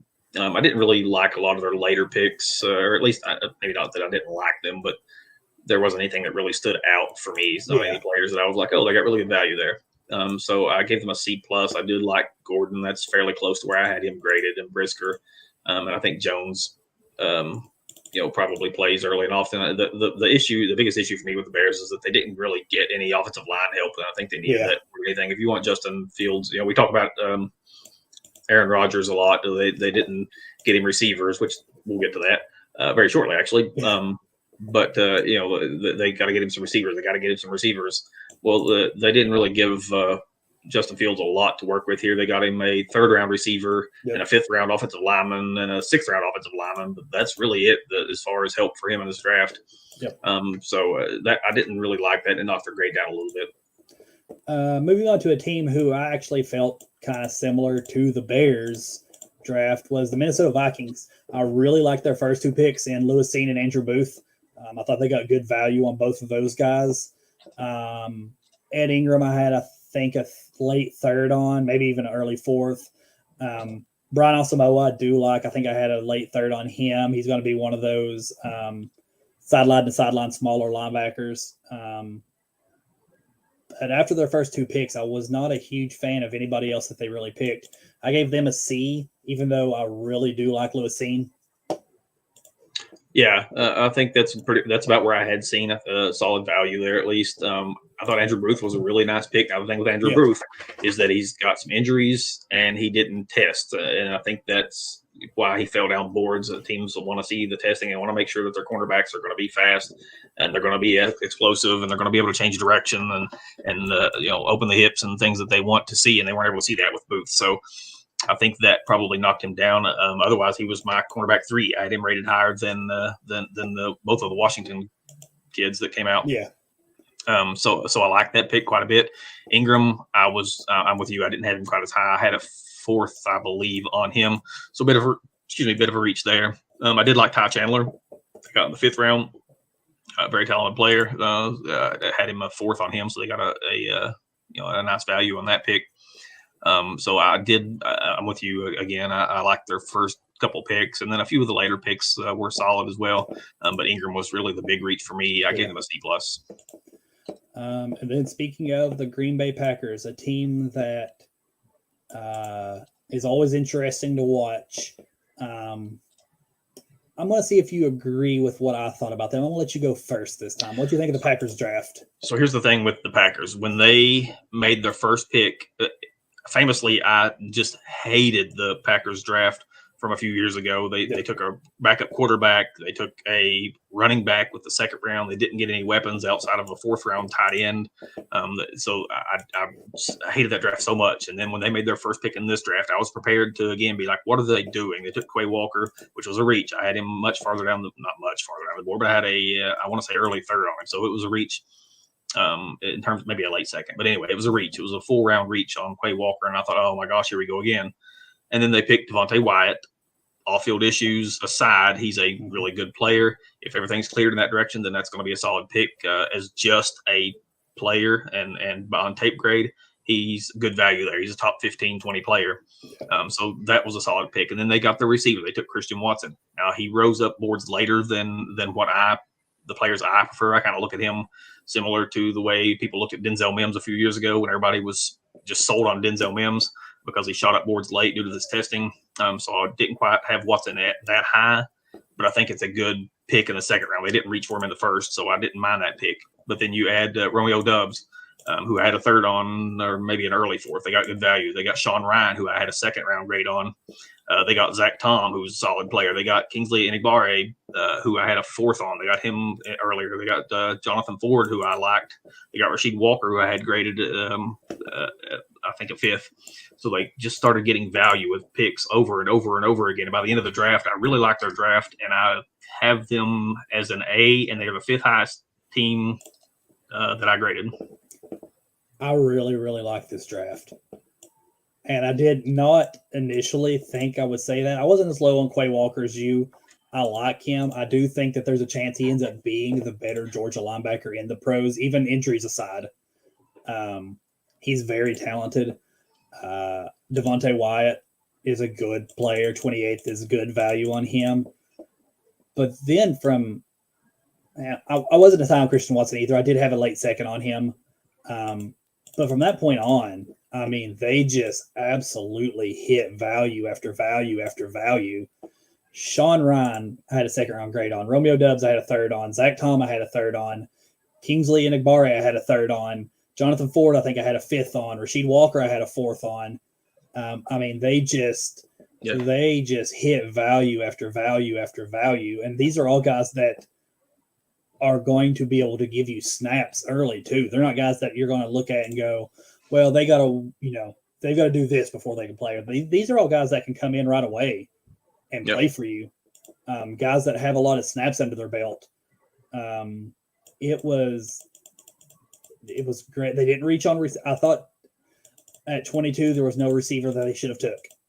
If they took a receiver, it would have been a reach. It would have been a reach.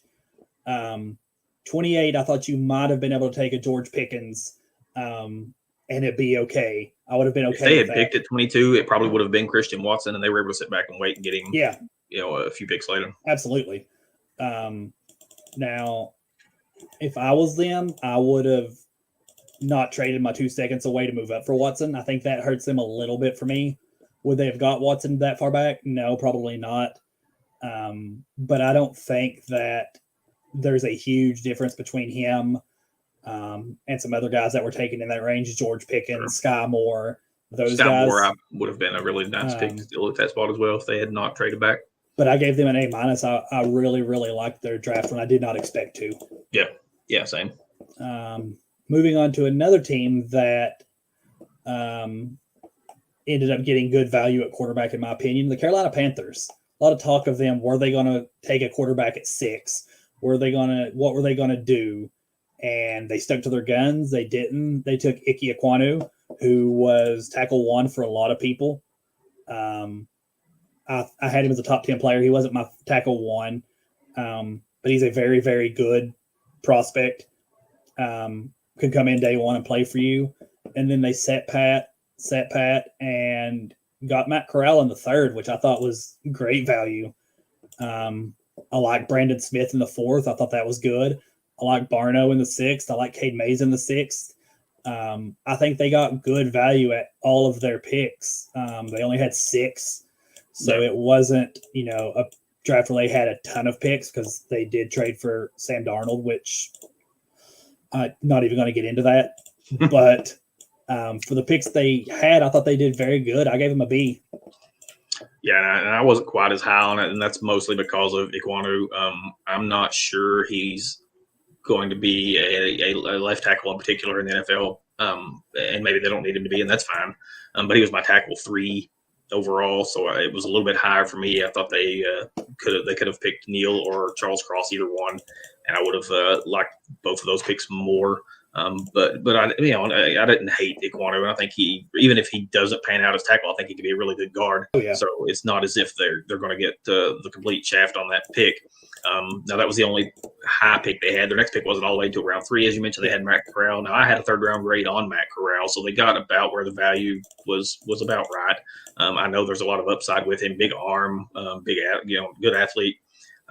He struggled to throw when he had to move. He was really raw and really rough out of pocket and off platform. So that was my big concern with him. We'll see if they can eventually maybe develop that, and maybe he could be a starter at some point. I did like Cade Mays as well a little bit later in the draft. There wasn't anything that really wowed me with this draft. I gave him a C-, but that's because I wasn't quite as high on Ekwonu as everybody else was. My big fear for Matt Corral is either 1, Sam Darnold's going to stink, and he's pushed into playing this year, and I don't think Matt Corral's ready to play. No, or 2, Darnold's going to stink, and Matt Rule's going to get fired, and that the next group that comes in isn't going to be concerned with a 3rd round quarterback. No, sure. Definitely a risk. So I think he needs Sam Darnold to stink, but Matt Rule to not get fired. Right. And now how likely that is, I don't know. But moving on to another team that I really like their draft, the Atlanta Falcons.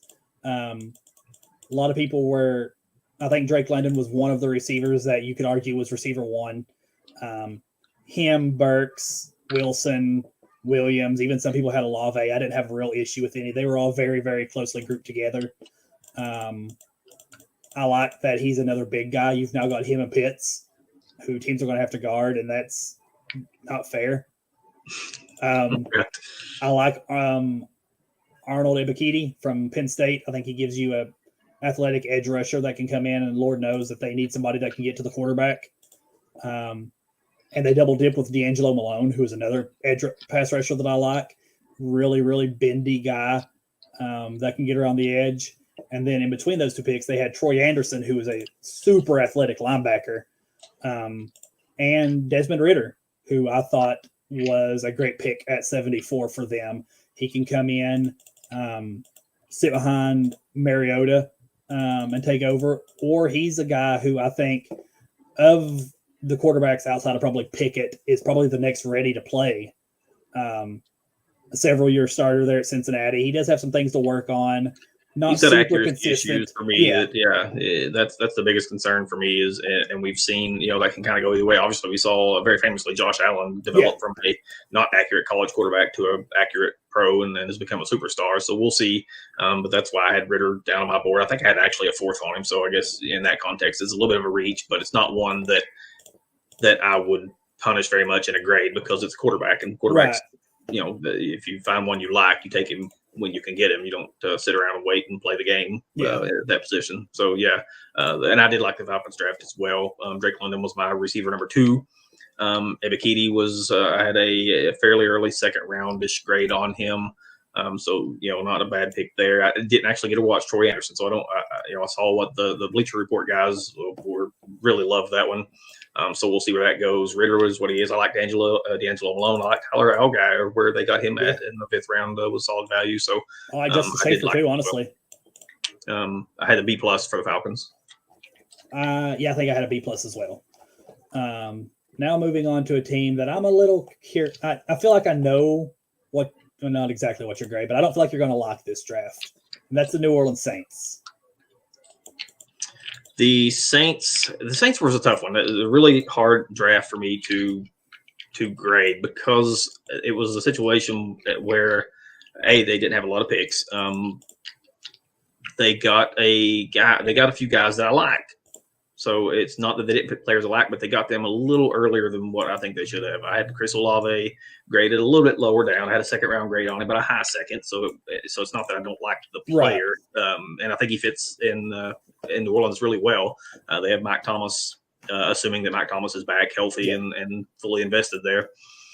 So it certainly fits there, but they traded up to get him. Not only did they pick him earlier than I probably would have, but and again, the receivers kind of pushed up this board, but they traded up to get him, and I did have him lower than the player that went right after him in Jameson Williams.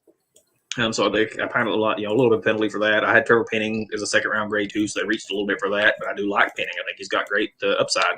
Alontae Taylor, I think I had like a 4th on him, so they reached fairly big for Taylor on my board. So I gave them a C-. It was not one of my favorite drafts, but again, I like a couple of the players that they drafted. I just had them a little lower down the board. Yeah. Honestly, not as bad as I thought you might give them. I know you were a little lower on Olave. I gave them a C, actually, not a C-. So, I think my bigger issue with New Orleans draft, I thought they might have reached on Olave a little bit. I had him right around 20, so I don't think it's anything. Yeah. Sure. Egregious. I was lower on Penning like you were. I had a 2nd on Penning. I actually had an late 2nd, early 3rd on Taylor. I really like Taylor. I get he has some tackling issues, and by issues, I mean he doesn't do it. But I really like him in coverage. I think he tries to tackle. Oh, he does. He's just not good at it. He's even a guy that I think may end up at safety for them in that Malcolm Jenkins kind of role. Now, how that makes you feel about him and his tackling, I'm not sure, because he's going to have to tackle more. But I liked him. My biggest issue was that they gave up a pick next year before the draft was even here to know where anybody was going to fall. And that factors in. Doesn't make sense. It's kind of an odd trade for sure. But I think they got 3 guys that have good upside. If Penning does hit, he's got the athletic profile to be fantastic. Mm-hmm. I gave it a C+. Not anything that blew me away, but I did like the first 3 picks fairly well. Yeah.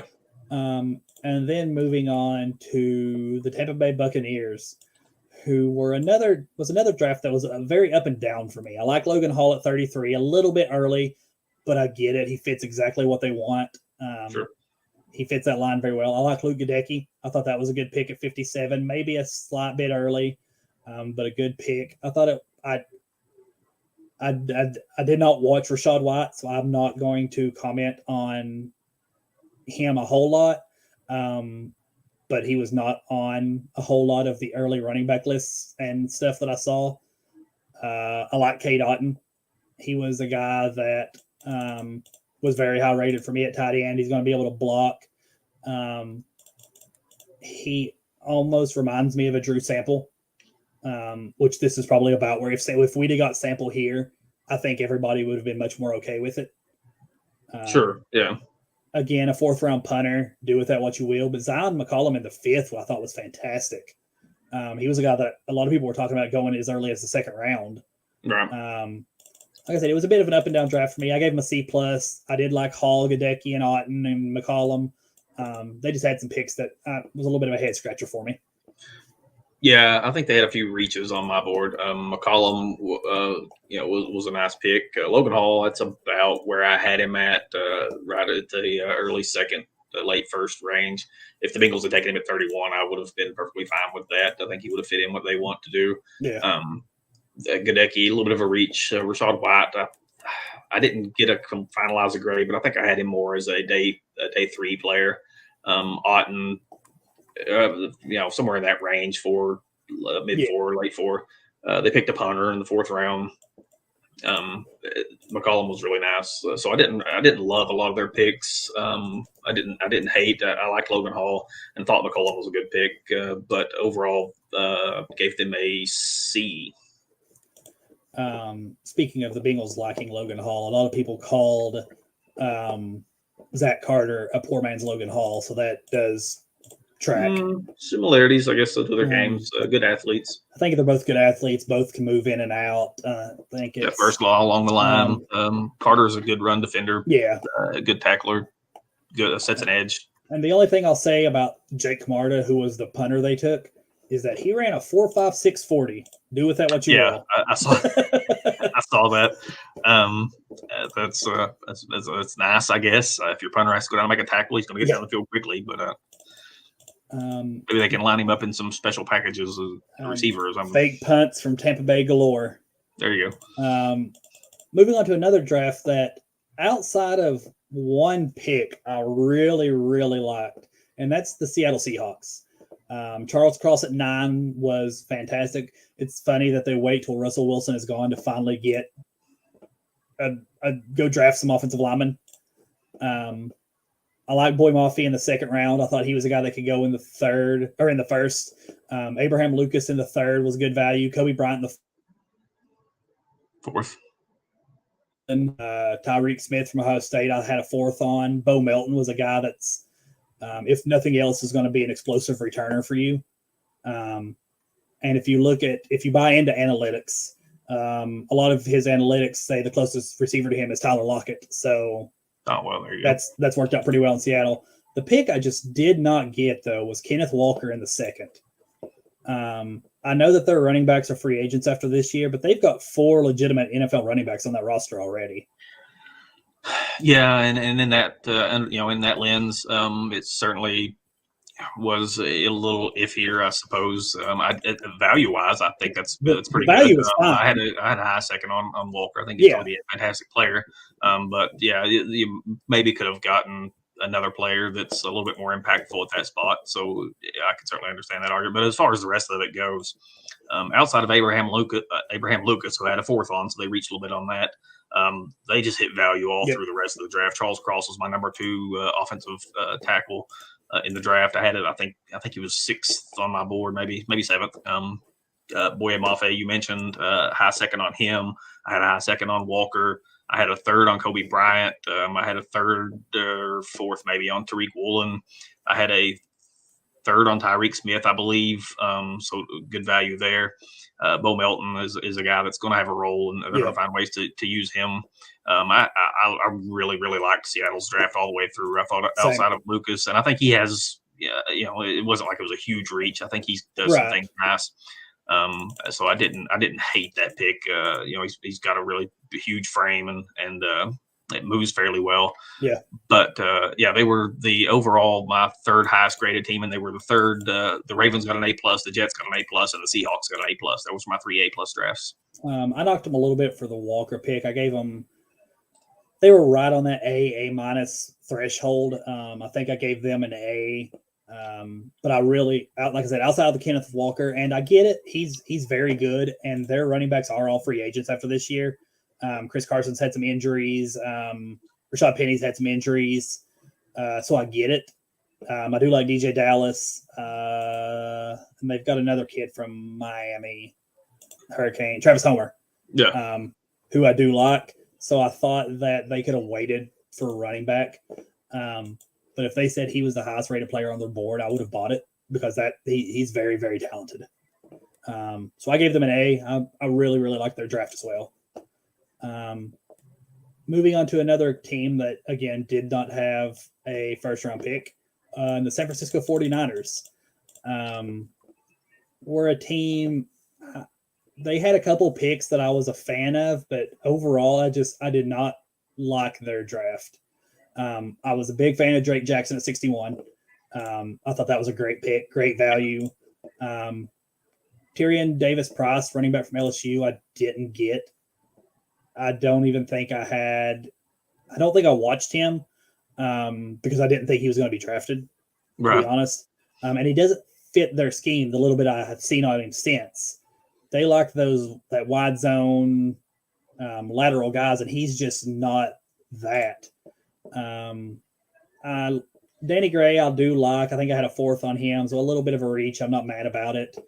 I like Tariq Castro Fields in the 6th. I think I had a 4th on him.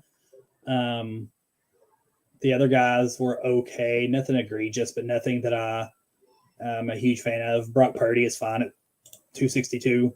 I mean, a lot of people thought he was a first-round pick 2 years ago, so take that for what you will. His completion percentage was oddly higher than I expected it to be. I didn't care for this draft. I do like Drake Jackson. I want to be clear. I had a late first-round grade on Drake Jackson, so I think he was a really nice pick, a solid steal for them.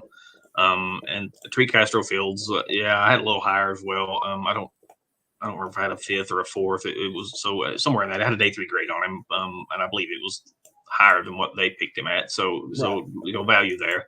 But outside of that, I didn't really. None of the other picks made any kind of impact on me at all. You mentioned the running back from LSU. I think came completely out of left field. I don't know what even that was for. Brock Purdy, okay, maybe he can develop into a backup quarterback rather.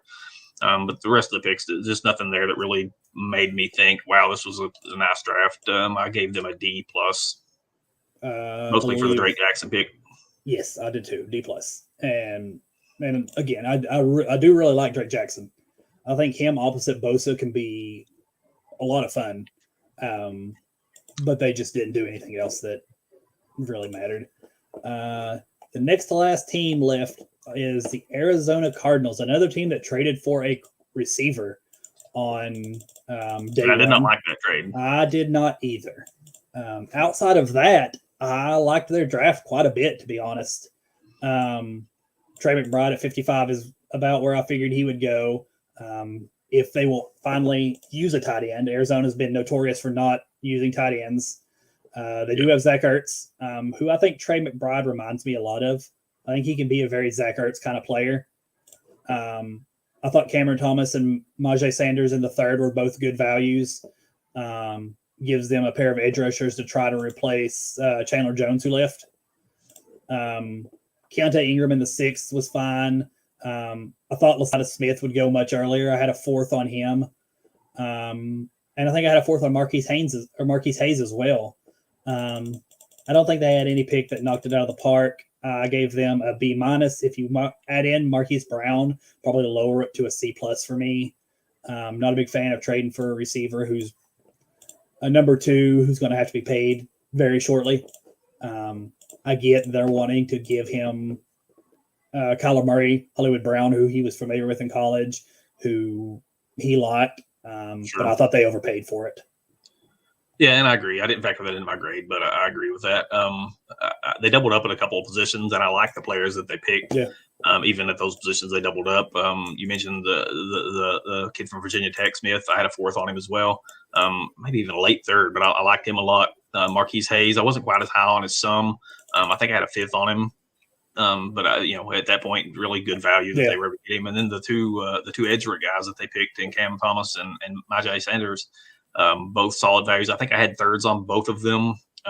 But there was talk at one point, at least, of Cameron Thomas maybe even going into the first. Yeah. A toolsy guy who can hopefully for them step in and provide. Now, obviously, you don't replace Chandler Jones that easily, but can at least replace some of that the value that he provided to them as well. So they hit the positions that they needed, counting in adding the receiver, and then Keontae Ingram, running back. They got in the 6th round. I had a 5th on him, so they got some value there. So I liked a lot of the players that they picked. And thought they got good value all along the board. I believe I have a B on the Cardinals. Yeah, I did. I did like what they did. I think they're going to have to be patient with some of their guys. Myjai Sanders is one. He is a thin guy. Reminds me a bit, and I've heard other people say it, of Randy Gregory coming out. Obviously without the off-field issues that we, Sure. But I did like their draft. Also, they drafted a Canadian player, if that matters to you, Jesse Lakuta. Right. I mean, do what you will with that. And then the last team, I wish we could save somebody more exciting for the last pick, because we have the Los Angeles Rams, who never have first or second round draft picks. No, they've eschewed the first round pick in favor of trading for players, which has worked out fairly well for them, I guess. They got a Super Bowl. I mean, you can't knock it. I was not a fan of their draft. My favorite, I don't know. Logan Bruss is fine. I think I had a 4th on him, maybe 4th or 5th. But he's a fine player. I like Kyron Williams. His athletic profile doesn't scream starting NFL running back. I could say the same thing for Quentin Lake. I could say the same thing for Darion Kendrick. 3 players who I did like them in college, but all their athletic profiles say that they're not going to make it in the NFL. Yeah, I think Kyron Williams is probably the one player that I did like out of their draft, or at least liked more than I like Logan Bruss a little bit. I had a 3rd on him, so it wasn't a reach or anything like that. I did like Kyron Williams, and he tested terribly. Mm-hmm. But if you watch him play, he does certain things really well. He's a leader. He's as tough a running back as you're going to find in this draft, or any draft for that matter.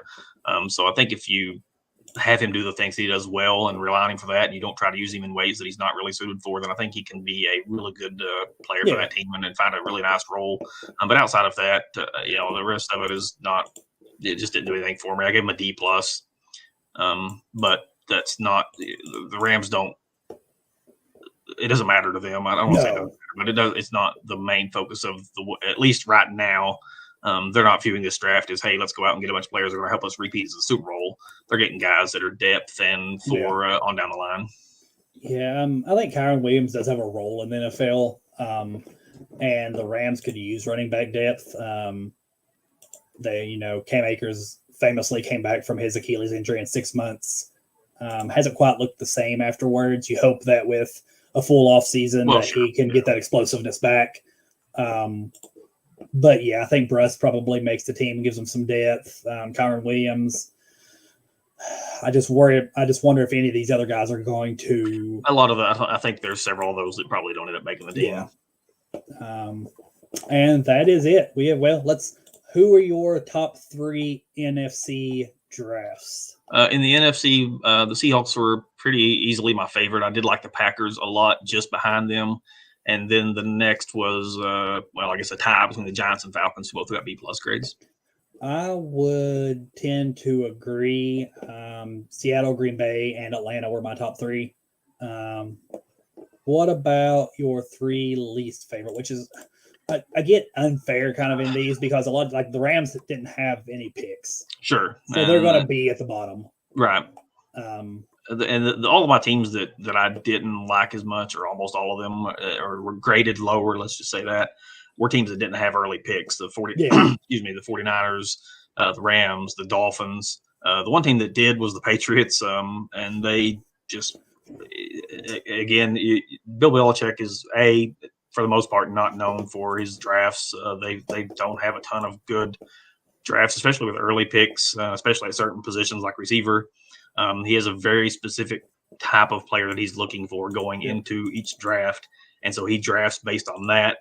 And it doesn't matter if they're supposed reaches or not. He's going to take the players that he thinks fits what he wants to do with that team. So my lowest ones were the ones I mentioned. The ones that got D's or worse, D plus or worse, was 49ers, Rams, Dolphins, Patriots. Those are the four teams that in the D plus range. And I would agree. It's generally the teams that don't have any top picks that get knocked. And that's not, necessarily their fault because they all made big acquisitions outside of the draft. And then the Patriots, it's a whole different ball game. Appreciate that, Brian. Appreciate you showing up to watch. I lost my train of thought. Brian threw you completely off. Thanks, Brian. Brian threw me off. Just ruined Blake's night. He's going to bed now. Outside of the first round, we'll say, did you have just a favorite pick?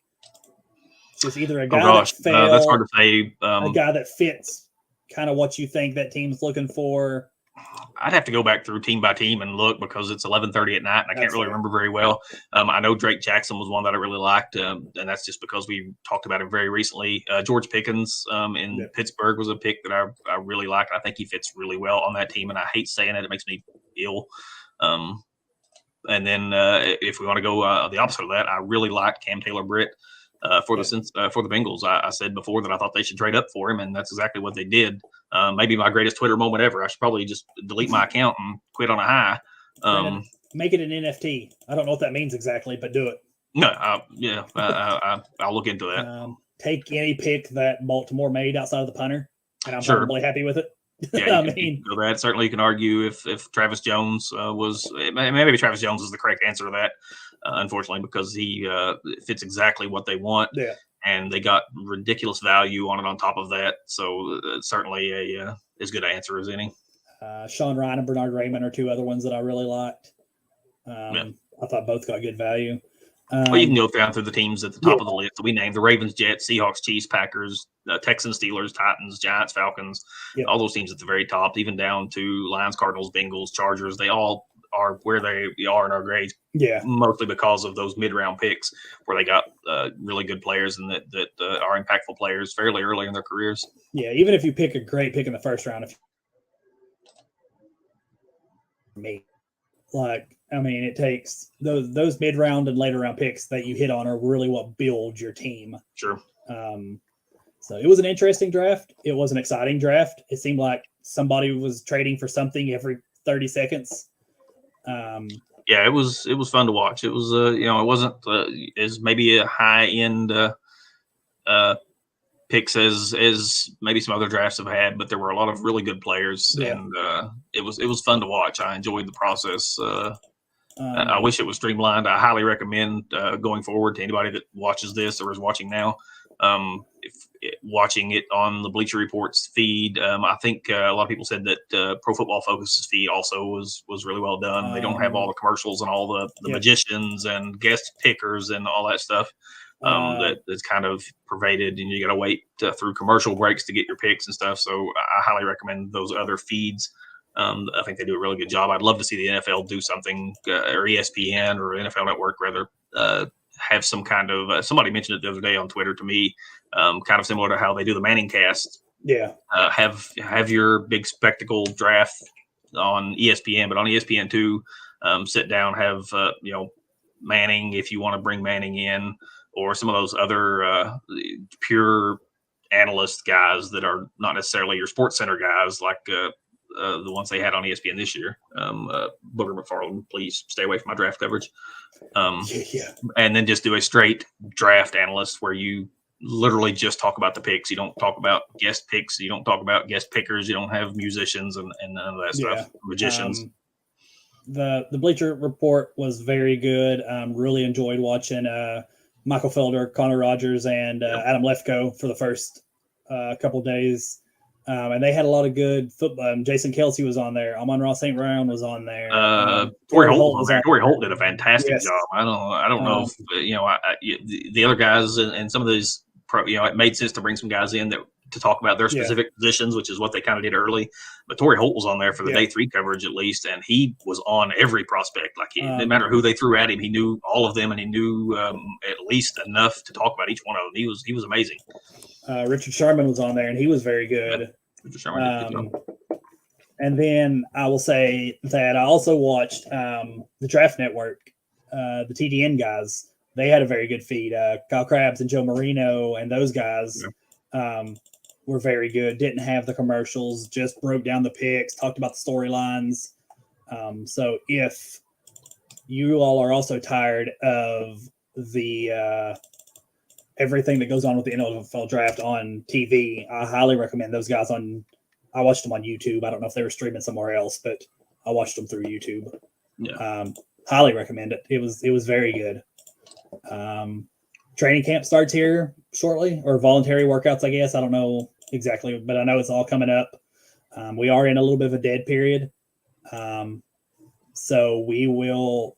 Well, I'm preparing. I don't know. I mentioned it today. I'm preparing for my summer scouting, and I don't know that I'll get to all of them, but I have 215 total players listed on my to watch board for the summer. I'll try to get to as many as I can, and that's some of them are going to depend on what I can find actual film of. So if I can't find any tapes, then I can't watch it, of course. So I'll have some draft takes out there for you guys through the summer. They're always fun. Last year, I got lambasted for a Justin Fields take, or maybe the year before last. Anyway, usually I at least have one or two that get people going and laughing and making fun of me. So everybody can enjoy that.